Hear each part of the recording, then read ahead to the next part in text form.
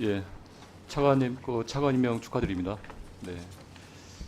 어, 이번에 추경에서 이제 민생 회복 소비 쿠폰과 지역사랑 상품권 관련해서 이제 추경이 짜졌잖아요. 지난번 문재인 정부 시절에 2020년, 2021년도 코로나 긴급 재난 지원금이 있었죠.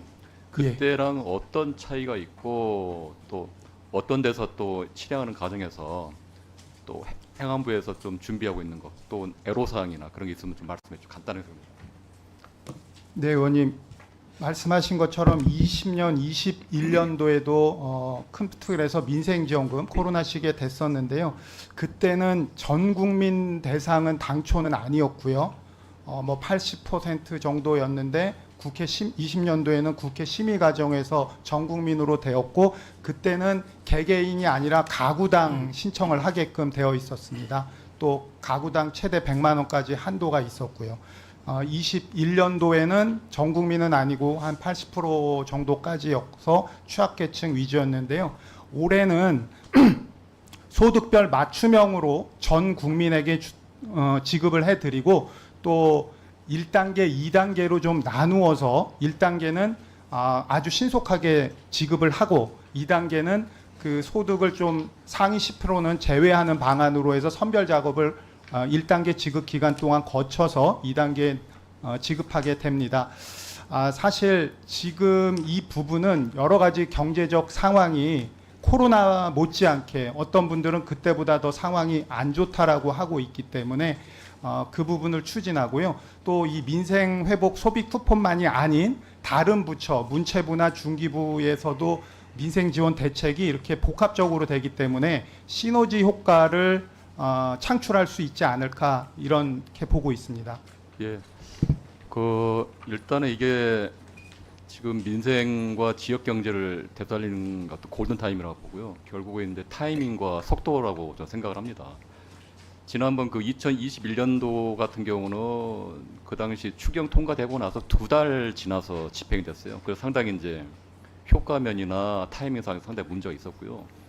이번 같은 경우는 이제 휴가철이 이제 7월 말부터 8월 초 그때 여러 이제 이런 민생 쿠폰이나 그런 것이 적시에 사용이 되려면 결국 이번에 추경이 이제 7월 초에 통과가 되면 2주 내에 집행이 될 수 있는지 그것도 한번 좀 말씀해 주십시오.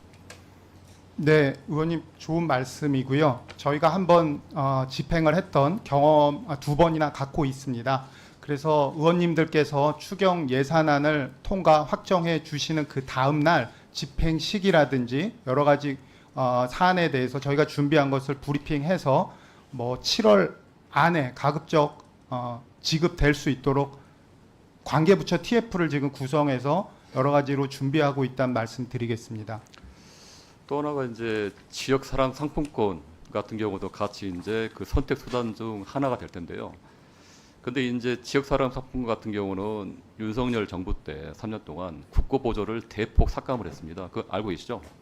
예, 의원님 잘 알고 있습니다. 그러다 보니까 이제 지방 정부와의 이제 매칭 이게 자체 부담이 커져가지고 여러 가지 이제 지방 정부에서 발행 자체를 축소하거나 소극적인 자세로 일관했습니다. 그러다 보니까 이번에 이제 민생 쿠폰이나 여러 가지 집행할 때도 집행률이 저조할 가능성이 높습니다.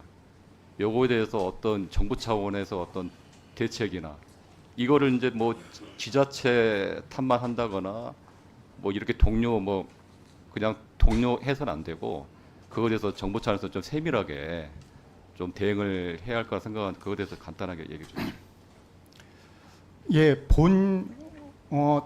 올해 본 예산에는 지역사랑 상품권 국비 예산이 없었고요. 1차 추경을 통해서 4천억 원이 확보돼서 지방에 이제 교부가 되었고요. 2차 또 지원책이 들어가 있습니다.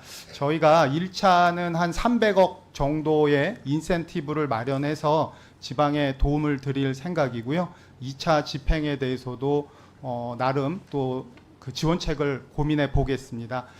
계속 지방과 긴밀히 소통하면서 이 정부 정책의 취지 그리고 결국은 이런 국가 위기를 지방과 중앙이 함께 거버넌스 체계를 유지해서 가는 것을 잘 설명드리고 협조 체계를 구하고 있다는 거 말씀드리겠습니다. 네.